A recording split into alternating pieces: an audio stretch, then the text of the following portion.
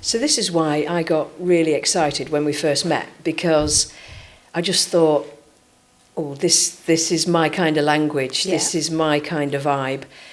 Very different to other business, training, because it can often be a bit corporate, a bit boring. I find myself falling asleep, drifting off. So I was so pleasantly surprised and thought, oh yeah, this is going to be really good. She's my kind of lady. Yeah, absolutely, because you were talking, and it turns out that we've read similar books, and that we've got a lot in common. There's a lot of synergy, I think, yeah, in what we do, but also what we believe and how we think, isn't there? Which is why we get on so well, I think. Yeah, absolutely. And we just the more that you went along with, because your training, it incorporates the psychology. Yeah. And we obviously talk about limiting beliefs and living without limits. And I think that your the business strategies that you bring help people on a journey, a personal journey as well, actually, to recognise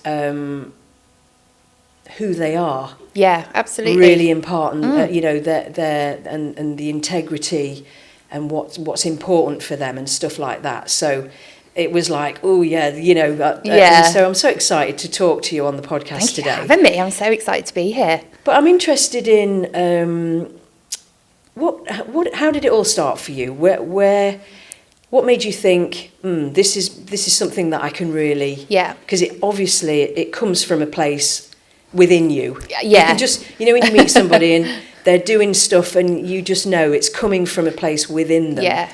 So I'm interested in how it formed, really, what you do now. So I didn't start here. So I'm sort of 10 years into business now, into self-employment, and I didn't start here. So I started back in the beginning of 2017. My son was, just to give some context, he was 18 months. He was small. I was working 2 other jobs part-time, and my job was at risk again. And I'd got to that point where I just thought, I can't keep doing this. I can't keep letting other people be in control of, pulling the strings. I keep losing my job because of the type of work that I was in. It's funded, it's always kind of 12 months or 6 months. And I just thought, what can I do? So I'd been a personal assistant for a few years. Prior to that, I have very strong administrative skills. And I thought, well, I'll start my own business. My parents were self-employed, so it was a very natural thing for me. And I started there, and over the years, my background is in training. I absolutely love training. I love mentoring, supporting people. And I realised that I'm not really tapping into these skills. I'm doing admin, it's something I can do, and it's fine, and it serves a purpose. But I knew that I was only tapping into sort of like 20%, of what I had to give. And exactly as you said, I'm one of those people that if I'm in, I'm in. And I don't do well if I'm not fulfilling my potential or giving as much as I can give to people. So I started to do little trainings, and I started with a little Canva training. I've just been talking about this recently to my clients. I started with a little Canva training. It was £14 for the workshop. And that's where it started. It wasn't this massive kind of, Claire's opened a training company. It was, Claire's terrified of doing this training, but that's where it started.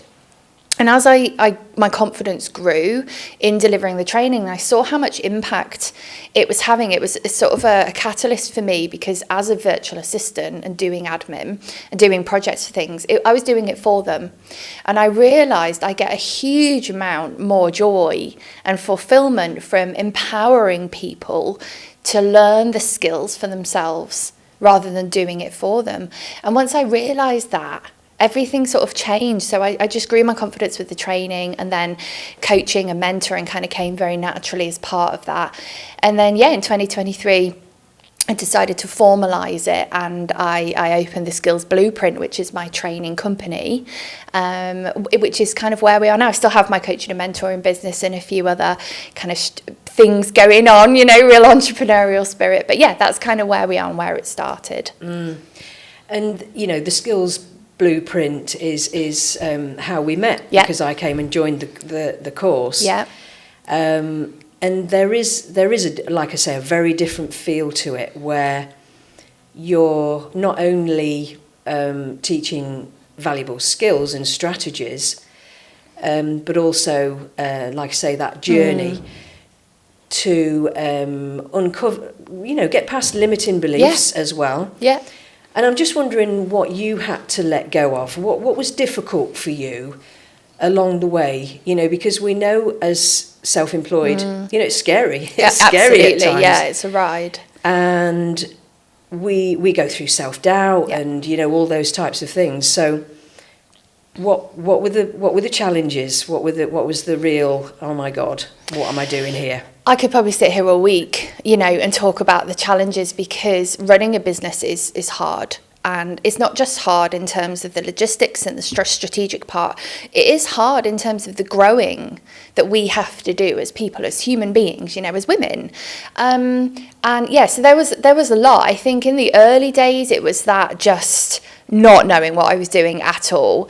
But I would say definitely the later years, maybe the last 3 or 4 years, where things have started getting bigger, and I'm making more money and I'm doing more things, and I'm having my comfort zone is being stretched like an elastic band.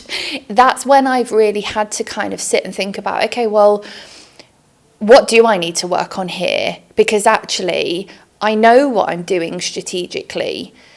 So what is it that's holding me back? And I think I always come to the conclusion that it's always something to do with me, nothing to do with the strategy. And this is kind of where my blueprint came from in terms of the work that I've been doing, and the skills blueprint, as you know. This gives the listeners some context. We blend personal development with business development, and we do both of those things. We won't do one without the other, because I truly believe that you have to grow with your business. You have to be the person that can hold the success. So I think, to give some examples, some of the things that I learned was definitely about control, getting better at sitting in discomfort, sitting in uncertainty, not always knowing the answer. I am somebody that loves to know the answer. I love to have a plan. I am a doer. Give me a plan and I'll make it happen. But that isn't always the case in business. We haven't always got all of the pieces that we need. We haven't always got the big picture, right? So what we have to do is learn to work with what we've got and make decisions based on what we have, at the time, and get better at working it out as we go along.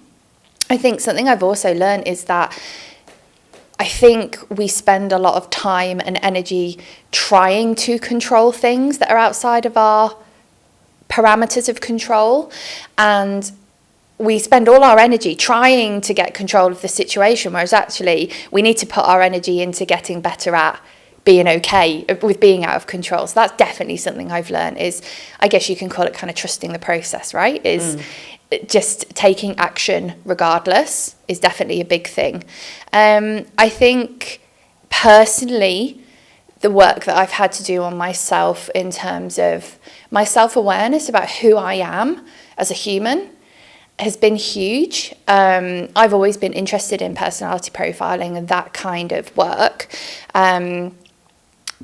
But I think in the corporate, it's kind of your DISC profile, right? Or you're this and you get put in a box. The work that we do is different. It's about absolutely having that self-awareness, but then it's learning how to curate an environment of success for you, depending on who you are and how you operate. So, for example, I know I'm an INFJ. I'm a projector in human design. I am a pure introvert, and I always thought that they were bad things. I always thought they would be the things that stopped me from achieving. Shy people don't win, People like me, that's a phrase I'm sure a lot of people can read. People like me don't do things like that, So breaking down those limiting beliefs of actually people like me can do things like that, but we have to do it in our own way in order to make the progress. So I think if you'd asked me this question 5 years ago, a lot of the things that I consider my strengths today, I probably would have told you were a weakness 5 years ago.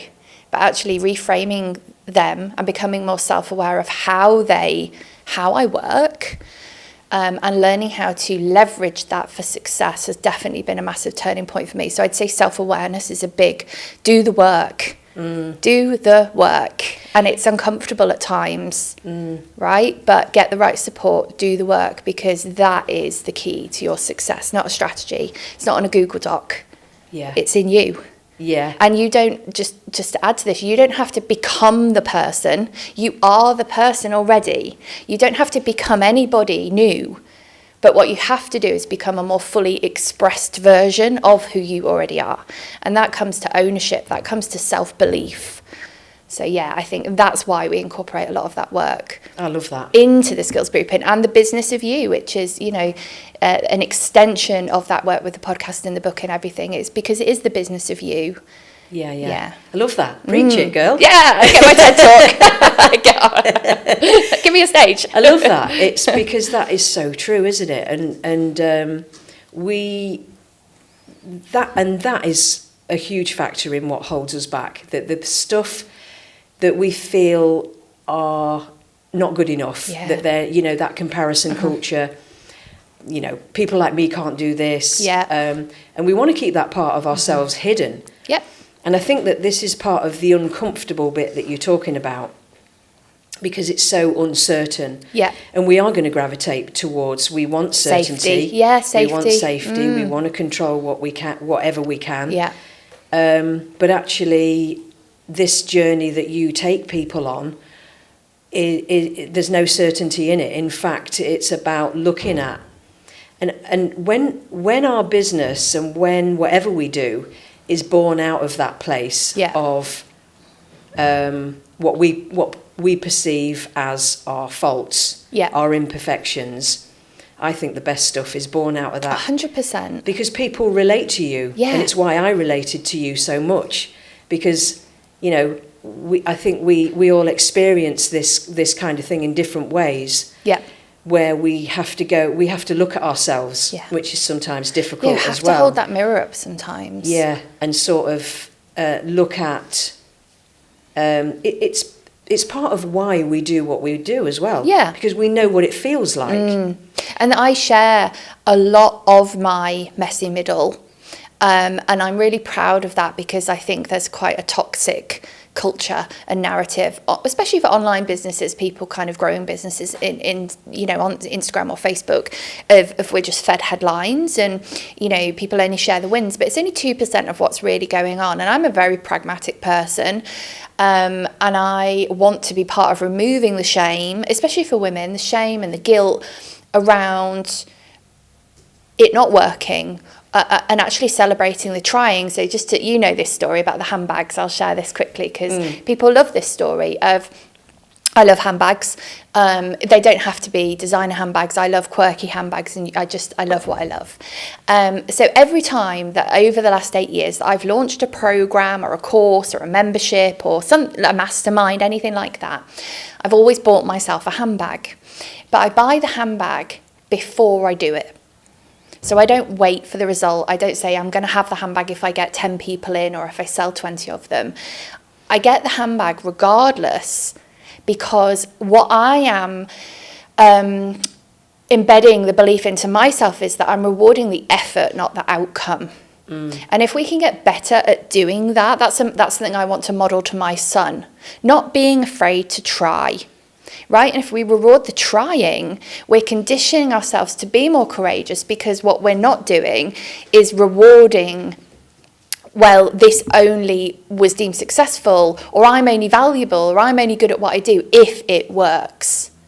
Absolutely. Right? Yeah. And we have to separate self from outcomes, which is why I hate the phrase charge your worth. You are priceless. You do not have a worth. You are priceless as a person. Your professional capacity and skills and experience and the value that you add through your work, absolutely, that has a professional cost that you can monetize. But when we are our results, that's a very dangerous line to play, because then we feed the belief of we are only valuable if it's working, right? Which isn't feeding courageous people who are willing to try. So I try and model what I believe. I try and live my values, and I give everyday examples through my teaching, which is why when you come to one of my courses or one of my book, everything, you'll never hear the same session again. You'll never get the same session twice, because I'm always adding new stories, new narratives, new perspective, new experiences into every single, because I've got no shame in sharing that part of the journey. And I think there's real power in showing that I'm still building, I'm still learning. It isn't a destination, you know? And I think maybe that's what makes us difference, is we share that with our learners and we include them in that journey with us. Yeah. And that's where the unique part comes, you know, unique selling point became a thing, didn't it? Where people are looking for, you know, how can they be different? But like you were saying earlier, that's what's already in you. Yeah, it's always It's you. Yeah, it's always you. It's you. You're you, the unique. Yeah. So when you bring that human element, that's where the good stuff really is, and people can really relate to that. And I love that we think that we need to be perfect and have it all figured out, and then I'll start the business, or then I'll do the thing, whatever it may be. Yeah. Whereas, you know, I can massively relate to that. You know, we were doing the podcast for about 18 months, but then we had a break, and so started filming a couple of months ago. The week before, I was imposter syndrome, Wobble Central, on steroids. You know, does anybody even care what I have to say? Who am I to be doing this? Who's going to listen to me? Yeah, exactly. Little old me. No, you know, I've got no business in, you know, whatever. But for it's the same feeling that I had to do in the very beginning. Well, it feels like the right thing to do. It feels like it's aligned with what I'm trying to do. So I've got to do it. I've got to learn by, it's just data. That's those the imperfections. Thing. Yeah, learning is data. Yeah. Whether it works or whether it doesn't, it's just data. You know, so we can learn from data and we can do something with it. But yeah, you when you run the type of businesses that we do, there's a couple of things that I want to add here. Is one, I think if you always come from a place of service, you're leading from the right place. You know, and this is what I always say to my clients around their marketing, is aim to start conversations. Don't aim to make sales. Aim to start conversations with your ideal clients. The sales will become a byproduct of that work. Come from a place of service. If your intention is to serve, to add value, to create impact, to give, it'll work, right? Because like you say, you're coming from a pure place of good intention. And I think the same as me, Angeline, and for so many people listening, what you do isn't what makes you unique. There are loads of therapists, there's loads of counsellors, there's loads of business coaches, bloody hell. A ten a penny. You know, everybody's a business coach. So it's never the thing, whether you build websites or create graphics or take photos or record podcasts. What you do isn't the unique thing, because there will be hundreds of other people doing that same thing. The reason that people will choose you is because you're you.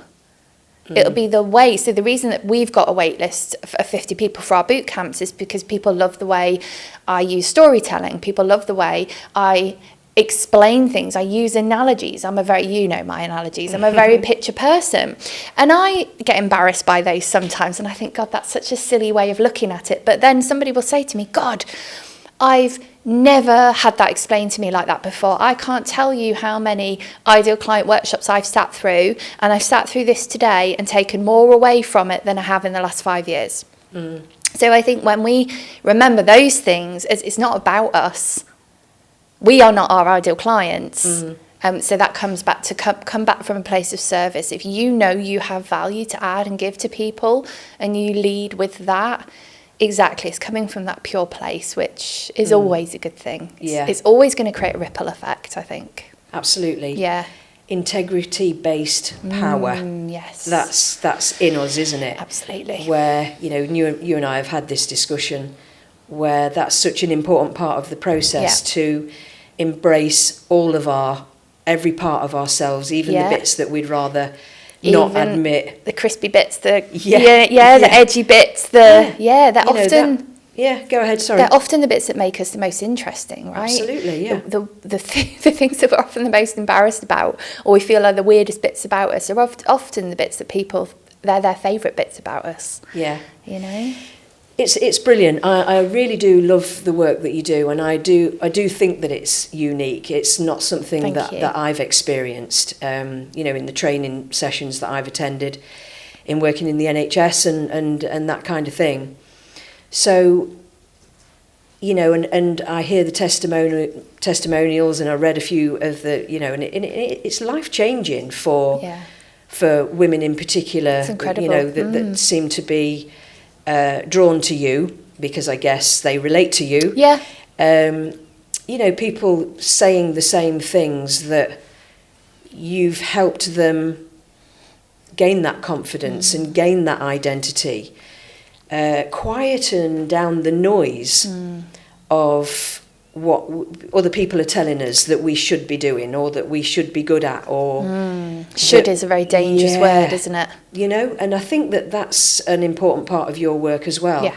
It's the quietening of the external validation that we're also conditioned, you know, and the shoulds and shouldn'ts that we grow up with, the cultural influences, there's a lot of noise, isn't there? It is, and it's a really interesting topic, I think, there's a couple of things around, the two words that are coming to my mind are validation and permission.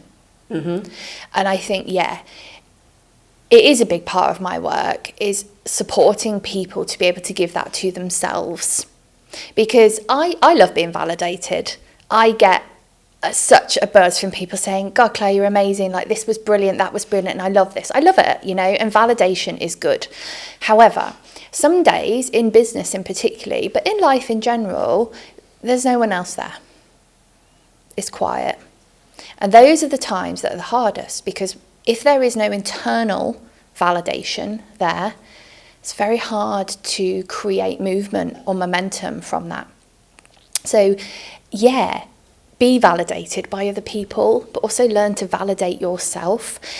Like I say, permission-wise, sometimes nobody is there to give you the permission. You have to be able to give it to yourself. And the ability to give yourself permission comes from a certain level of self-assurance and belief in yourself. We've just had a conversation here. I've just said to you, I've just pushed the button on something and haven't got the information that I need to make that decision. So what have I come back to? Trust. I trust that it will work. I trust I'll make it work. I trust that I'll navigate whatever comes up, will make it happen, right? Nobody's giving me permission. Nobody's validating me. It's just coming from a place of I trust myself. And that comes from evidence, right? But we have to get better at looking for the evidence, because it's very easy to, there's two things. There's a familiarity bias, right, of what we see as normal. We're like, oh, it's fine, it's, you know, it's really easy, it's normal, conscious competence. Because it's familiar to us, we undervalue it. So it's very easy to overlook where we're great at things because it's very familiar to us. And the other thing is kind of like survivor syndrome. If we go through things, and I'm sure you deal with this with your clients a lot, but in business it's quite interesting. We go through things, experiences, traumas, dilemmas, challenges, and they're hard at the time. But once we're through them, we're kind of like, oh yeah, it was all right. You know, a couple of years later, and you talk about it, and you undervalue it, you undermine it. And that's that self-awareness of, we have to keep, it's like a muscle, we have to keep working at reminding ourselves where our brilliance lies, because it's sneaky and it likes to hide, you know. But actually those things, not just our wins, but our ability to adapt, our ability to say yes when we're scared, our ability to navigate really challenging periods of our lives, is often where we're at our best. And I think the more aware we can become of that, the more evidence that we collect, so that when that imposter syndrome is knocking, you're like, I see you, but you're not coming in, because I know this is just a thought and we are not our thoughts, which I'm sure you talk to your clients about. And I think these nuances, understanding these little tricks that we play on ourselves and being aware of them is the key, because then we can close them down and we can move on, and we don't sit in these suspended periods of time of inaction. I think what you said is massively important. Yeah. I really think that this is a huge part, because we are more designed to focus in on the negative. You know, if somebody, if there's even a hint of a criticism, we're like, oh, right, okay, you know, we soak that stuff in. Yeah. But then if somebody compliments us, it's like, Bat it off. That we don't hold on to that. No. And so It's such a shame, isn't it? It is, but like you say then, that we psychologically, we kind of, we don't believe our superpowers. That stuff that comes naturally, that is a superpower. Yeah. That is our superpower, really. The stuff that just, I did that. That's nothing, because it is so integral within us. But we don't hold on to the compliments, and we don't celebrate wins enough. No. And so then it's kind of like a resilience tank. So important to do that when we do something that's worked out, or it's so important to say, I did a good job there. Yeah, recognise our part that we played in it. And I think it's very easy to just, again, undermine the part that we played in results or achievements, even if they're not ours, in other people's. Again, it comes back to kind of arrogance, especially as women. We're taught to be humble and don't be big-headed. Absolutely, don't be arrogant. That's not becoming, and that is a wound that we carry, as women, a narrative that we still have to work really, really hard on. But it's time to do it. It has such a detrimental effect if we don't, because we continue that being small, and keeping, don't be successful in a way, because that means you're big. That means you're big-headed, and you were touching on it earlier as well. That journey we look at the successful person, and we don't see all the failures the so-called failures, which aren't failures, they're learning. In between. So, and there was also something else I was thinking about that's kind of a middle bit, because we talk about the so-called the learning bits and the data that we're gathering that can feel like we look silly because we haven't quite got that right, and then we have the end result where some things work out.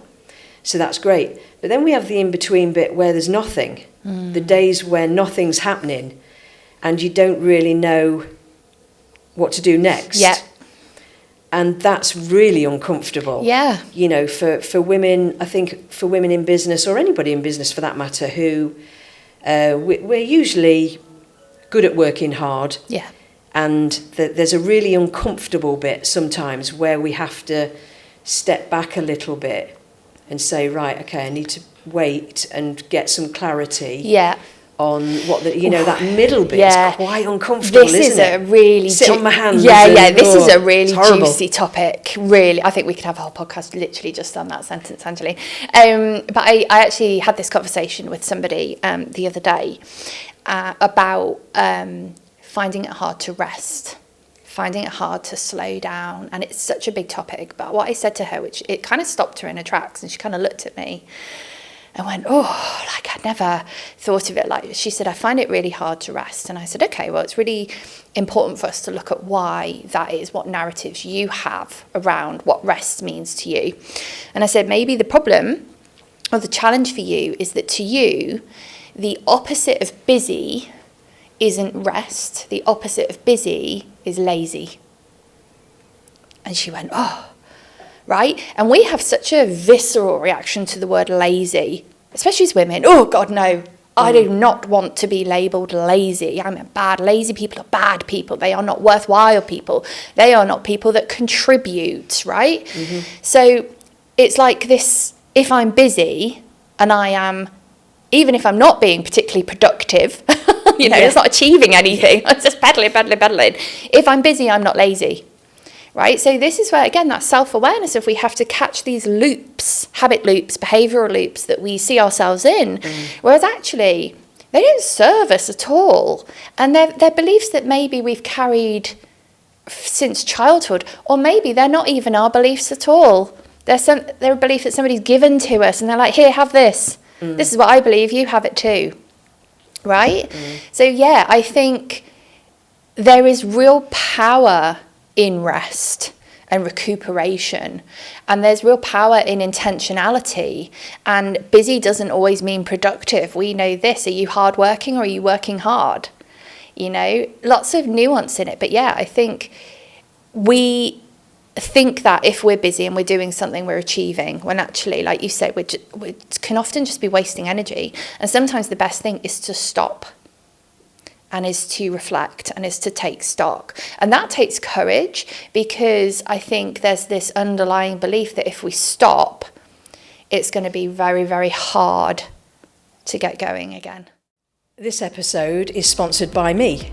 In my upcoming book, The Living Without Limits Method, I'm going to take you through the therapy process. If you've ever wondered what goes on in the therapy room, then I'm giving you front row seats. So lots of people are accessing therapy now because they want to live their best life. They want to become the best version of themselves, and they're tired of living the same patterns and getting the same results, just living small. So I'm really excited to give you access. Stay tuned, and I'll keep you updated as to when the book is published. Because most women stop and they're at burnout already.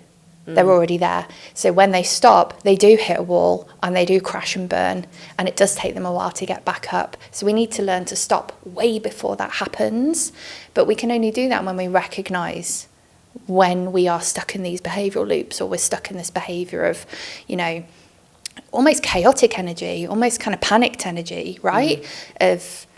But if I'm busy, I can't think about it. And it's avoidance as well, I think. We're not going to function. No. And we're not going to make good decisions in that space. Yeah.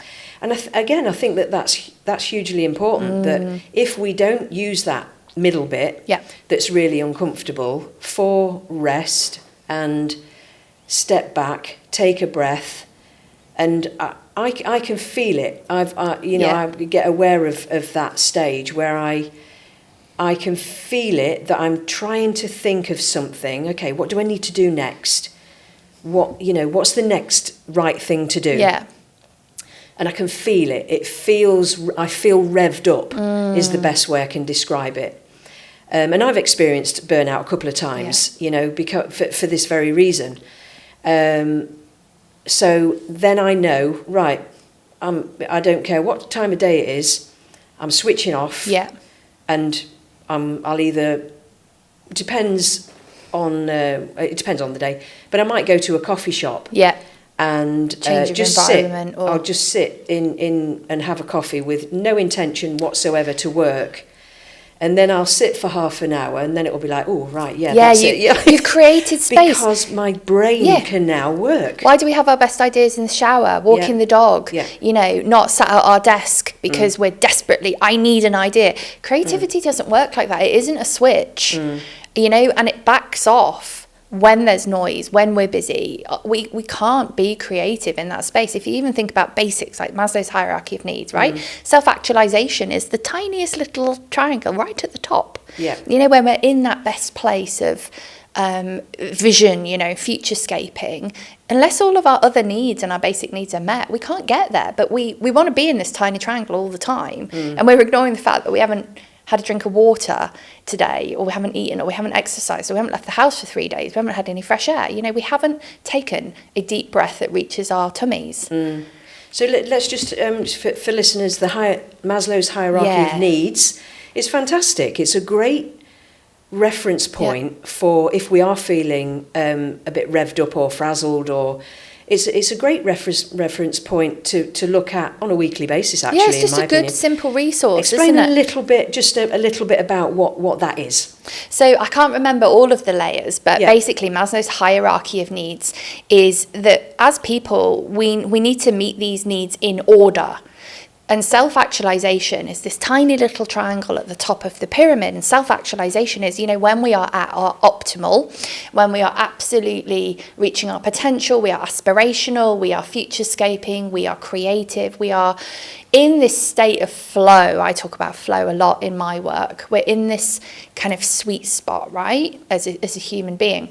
But in order for us to get there, there's all these other layers of needs that we need to meet. So basic needs. Are you safe? Are you warm? Are you fed? Are you watered? Are you clean? Those basic needs. But then also psychological needs. Are you supported? Do you feel safe, psychologically safe? And it sort of works through all of these levels. But I think we, like you say, we miss the middle bit, right? We know what the bottom feels like and we want to be at the top, but we forget about all this work that has to happen in the middle. Yeah, sense of belonging and love and things like that. Relationships, they're kind of foundational steps, aren't they, for that self-actualisation, where we can really start to recognise that authenticity, that who our uniqueness, a sense of identity. And I think it comes back to where we started with this conversation of, and this is why I do the work that I do, because I can give 5 people the same strategy and they'll all go and achieve different results. Some of them will smash it. Some of them won't make any progress at all. So you have to ask why. Why do some people get different results than others? And more often than not, it's because it doesn't matter about the strategy. The work that we actually have to do is on the person, And I think I had this conversation last week with a lady was, I said to her, I think you're almost scared of it working. That's a good point. And she was like, what do you mean? I was like, I know you want it to work, but I think actually underneath all of this is what I'm hearing is you're almost finding reasons for it not to work. Not because you don't want it, but you're almost scared of what happens if it does. Who do I need to be to hold that level of success? How seen do I need to be? And being seen is different from being visible, right? You can be visible, you can be on social media, you can be putting photos up, you can be sharing social media posts, but that doesn't mean anybody is seeing you. There's a difference, right? Seeing is a more exposed layer. And that's vulnerable. That feels unsafe, isn't it? Yeah, it's vulnerable. Absolutely. So I think, it's so interesting. But this is why we need to do that work on self, on identity, on knowing who we are, and having the courage and the conviction and the purpose to create opportunities for ourselves to go out and do things when we don't feel ready, right? I think vulnerability it's weaved through absolutely everything you've said, because that journey to our messy selves, I like the way that you say that, is vulnerable, isn't it? Because we don't want people to see those bits. So, I did a solo podcast a couple of weeks ago where it was really vulnerable. I was really talking about some personal stuff. But actually, that's essential, and that's what is so scary. We've used words like uncertainty, unsafe. Yeah. And actually, if we bring that part of ourselves, that's the golden nugget. Yeah. But it's also, that's where all the fears are. Yeah. That, well, if I bring that and it's rejected, what does that I've got nowhere to go. What does that mean about me? That's me. Yeah. So that's the ultimate rejection. Yeah. If my work's rejected, I'm rejected. or if but sometimes we can separate ourselves. If we produce something that didn't quite work, we can say, oh, okay, I'll just try something else. But if we present the whole of ourselves, through our work and through our interactions with people, if that's rejected, there's nowhere to hide. Yeah, and I think it comes back to, like we were saying, that level of self-assurance of being okay with it being rejected, right? And if there's a certain level of self-assurance and self-esteem and self-love, and that's okay. Like I used to be a prolific people pleaser, and I still am to a degree. I don't necessarily think it's always a bad trait to help it, to like helping people. I think it's when it's to your detriment that it's a problem. But now I'm very happy in myself that I'm okay if you don't like it. Like, I'm okay. I'm very neutral. I feel neutral about it. Whereas 10 years ago, it would have sent me into a tailspin. It would have impacted every part of my life. I would have fallen into, areas of seasons of depression and things like that, because I felt it so deeply. Whereas now I'm much more self-assured in who I am. I'm okay if you reject me, because I know there's other people who don't. And I think we move out of this all or nothing mentality. I think that's a really great element of the business courses that you do in the Skills Blueprint. Because I can remember you talking about that and kind of saying, we're not going to be everyone's cup of tea. But that's data. It's a good thing, yeah. You know, we're not a match. Yeah. So, you know, they'll find somebody else that's more of a match, and they'll work well with them. It's the same as relationships. Not everybody's going to be your husband. Right. Not everybody's going to be your partner, because you just don't match enough. Yeah. It's the same with clients and the same with content. If it's not pushing people away, it's not doing its job. Right. It wants to attract people as well as repel people. Yeah. That's when content's doing its job. But in order to create content that does that, you have to get off the fence. Yeah. And the exhaustion of trying to fit each client and change who we are. Yeah. And not have those boundaries and stick in your lane. Yeah. And aligned with your values and all that kind of thing. I really, you know, that really resonated with me as well, as you include that in the course, that's okay. I think it's okay, and I'm going to do a social media post about this coming up. Of you know, I've realised I'm a snob, and I'm okay with that, because actually you might see it as snob, I see it as standards, and we might have different standards, and that's okay. It's not a better thing. I'm better than you for having this opinion or this standard or this perspective. It's just a difference, right? And our difference is what we need. Our difference is our USP.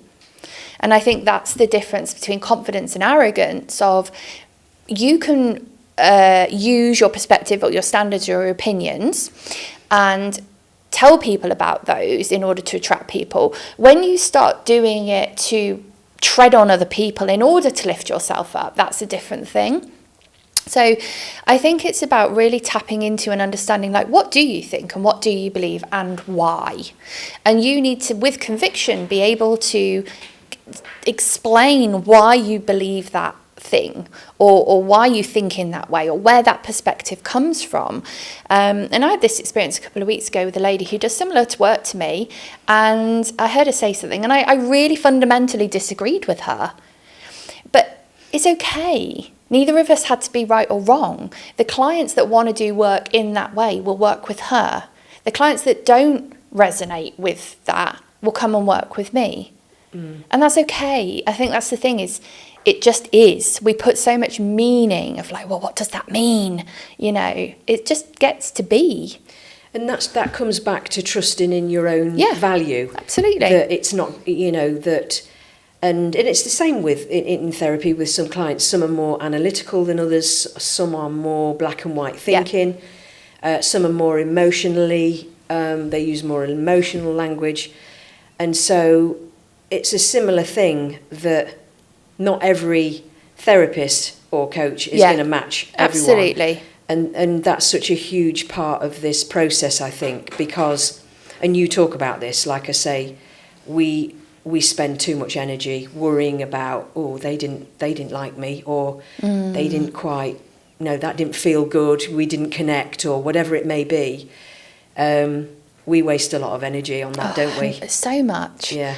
I would say to, you know, you've heard me say this, Angeline, I would say, just be the youest you can be, you know, which is Dr. Zeus. Just be the most fully expressed version of you, and the right people will absolutely flock to you. And I've certainly found that. And the more that I hold my standards, and the more that I become a more fully expressed version of who I am, the better results, the better and better and better results that I'm getting. And I'm not for everybody, and I'm really, really okay with that these days. Like, you know, there's somebody for everybody in absolutely. Business and in relationships. It's the same thing. Just find your people.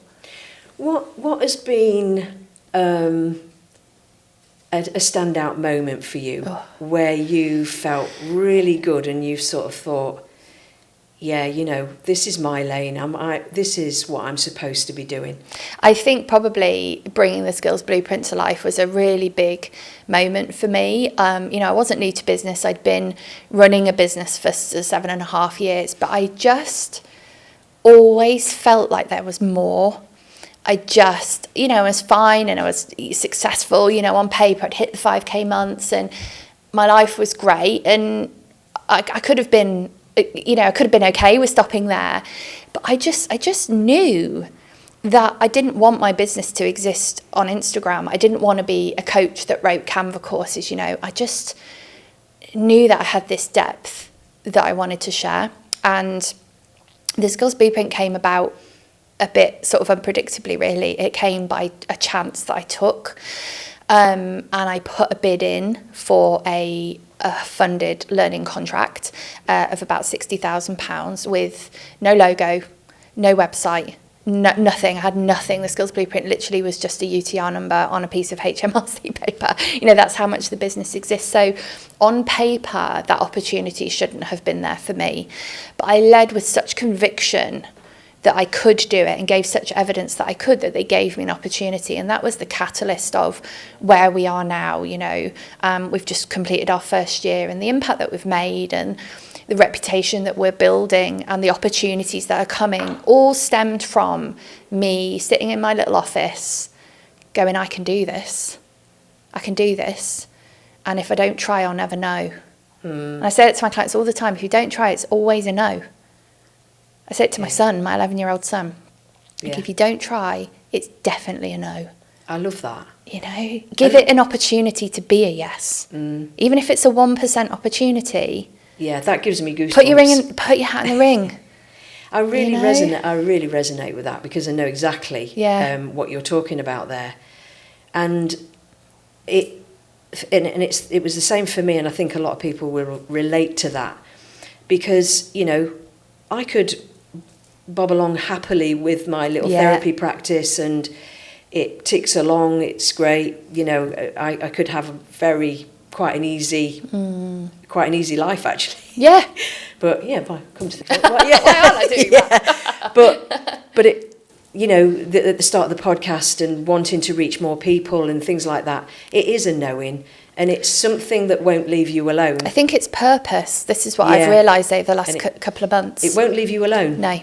It's something that you just know it. Yeah. And then you kind of think, well, you go along about your business, and then it just keeps coming. It's bigger than you. It's bigger than you. It is. Yeah. It really is. And then you kind of say, okay, you know, I need to look at how I can do this. Yeah. And you know, I didn't have a clue, but a bit like you, figure it out. I just thought, well, I know that this is the right next thing to do. That's what I'm saying. Lead with purpose, lead with service, right? And let that be absolutely. Let that be the thing that leads you and guides you. And then it's always coming from a good place. I think look for that if you're struggling, because I talk about this a lot with my clients. If I believe we hear about find your why. And we covered this in the boot camp of, I think you have a why, and I think you have a purpose, and I think they need to be different for a reason. When everything is lumped together, it's quite muddy, right? So I would say my why I get out of bed is because I want to create an incredible life for my family. I want to have a lovely home. I want to travel 4 to 6 times a year. I want to be able to support my parents, right? That's what gets me out of bed on the really, really hard days. My purpose is creating incredible impact in as many lives as possible by helping people learn how to, you know, understand who they are, own that, leverage it, monetize it, and then market it. That's my purpose. So some days I bounce out of bed because I cannot wait to go and deliver the training. I cannot wait to go and impact the lives of the people that I'm working with, the women that I'm inspiring. That gets me out of bed. But sometimes it's not there. Sometimes I think, oh God. Do you know what gets me out of bed on those days? The holidays. The why. Modelling to my son, right? So I think sometimes motivation is fleeting. It's not always there. So on the days that it's not, sometimes the why needs to be the thing that gets you out of bed. It won't always be the purpose. But unless you have the purpose, it's just a job. That's what I think. I think if you're running a business without a purpose, it's just a job. Yeah, absolutely. That's another a great, you know, motivation is not going to get us there on its own, is it really? No. We only ever do anything if we feel we're going to be happier in the having or the doing of it. Yeah, and discipline is really important in business. I think you laugh when I said this in the boot camp of I'm quite a spiritual person. I really believe in alignment and I really believe in energy. But I think sometimes we can use it as a little bit of an excuse of, I don't want to do that today. It doesn't feel aligned. No. Crack on. Yeah. Put your big girl pants on. Yeah. And this is where the discipline needs to kick in, right? So we have to, again, that is just self-awareness of that this is a hard body no for me because it is misaligned. It is against a value. It isn't something I want to do. I'm having to negotiate with my standards here. That's misalignment. I can't be asked is discipline. Yeah. You have to know the difference between the two, as we can spend an awful lot of time convincing ourselves it's misaligned when it's not. So again, business is hard. There needs to be degrees of discipline as well. The same as it would be getting out to do a 9 till 5. Absolutely, yeah. Yeah, that self-awareness is key, isn't it, on this one? Catching yourself out a little bit of like, where am I stitching myself up here? Where am I playing games with myself? Where am I sitting in avoidance? What's your favourite where you've witnessed somebody, really change and they've just taken and soared and think of a anonymised, we don't want to speak about people, but there's been so many over the years through my coaching clients, but I think one lady particularly in the boot camp, she came on my very, very first boot camp. I had 9 people on my first boot camp, and bearing in mind I had no reputation, these people put blind faith in me. I was like, I've got this boot camp, come and do it. And she did it, and then she did the level 3, and then she came back the next year and she did the level 4. So she just left her corporate role when she started the level 3, and she was making maybe under £500 a month. By the end of the 4 months of the level 3, she was probably making between £3,000 to £4,000 a month. And then by the end of the level 4, she was breaking 5k months. And it's not just about the money, but the money made massive difference to her and her kids and her life. It was the change in her of when she sat down in that room for the first day and she was like, I can't do this. What are all my colleagues going to think? How do I exist outside of a 9 till 5? All of that imposter syndrome, I'm not good enough, to seeing the change in her content, the change in how she showed up, the change in how she spoke about herself, just the belief that she had.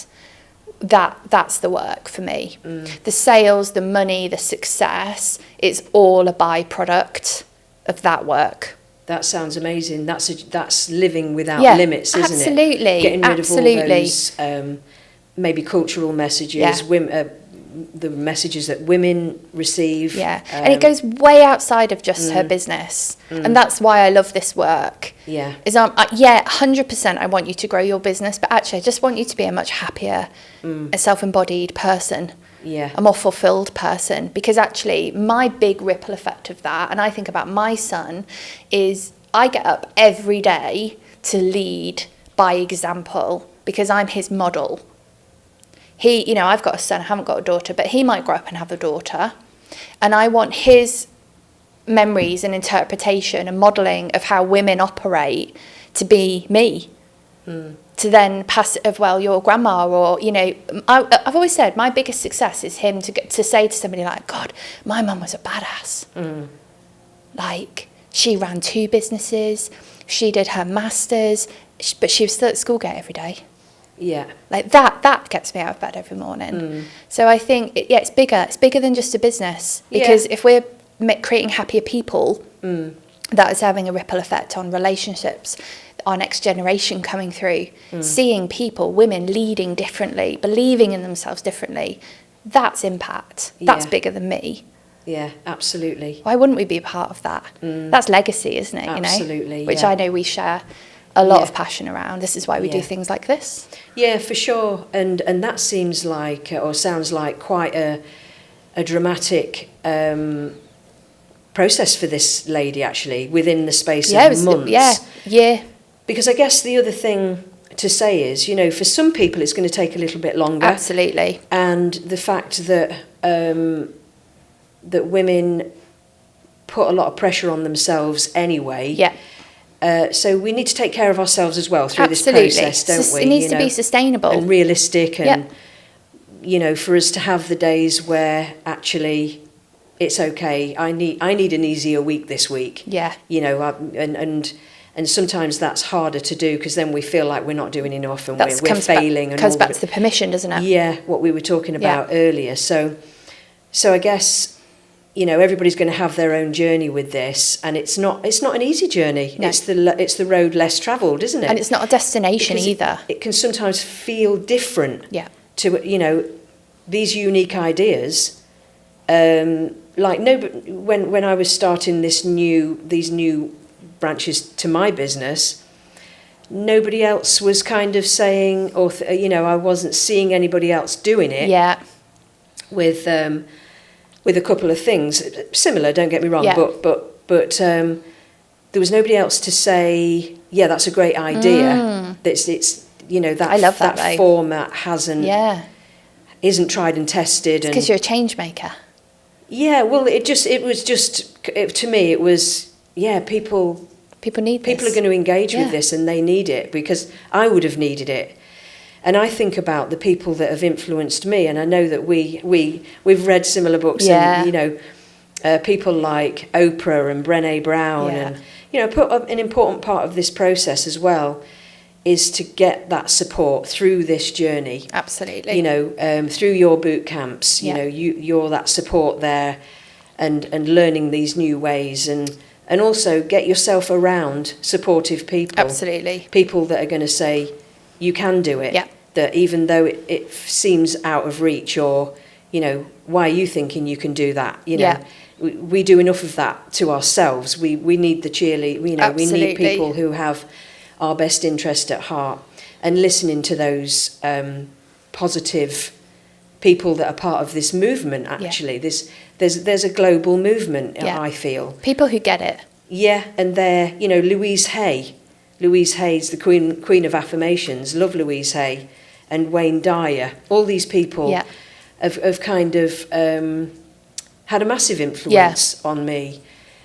So I think that when we learn from each other as well, it's we're not standing on our own. No. It feels that way, doesn't it? Can do, As a self-employed, I felt so alone at different times throughout the last 4.5 years. Really, I felt really alone at times.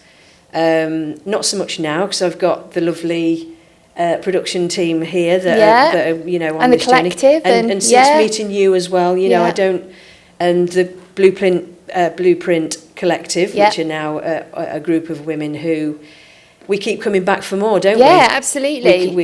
Because there's such created power a supportive in community. Absolutely. Aftercare kind of thing as well. Yeah. So it's fantastic. I absolutely love what you're doing. Thank you. I really do. What if there was one thing that you could say to our listeners in a couple of sentences, what would it be? That you have so much hidden potential in you and so much magic, and you have to trust yourself to unlock it and do the work around the fear, because everything sits on the other side of fear.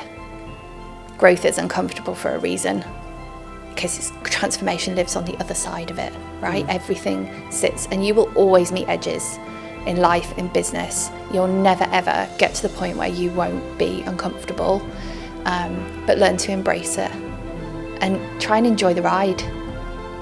Don't always be rushing to get to the end, rushing to get to the destination.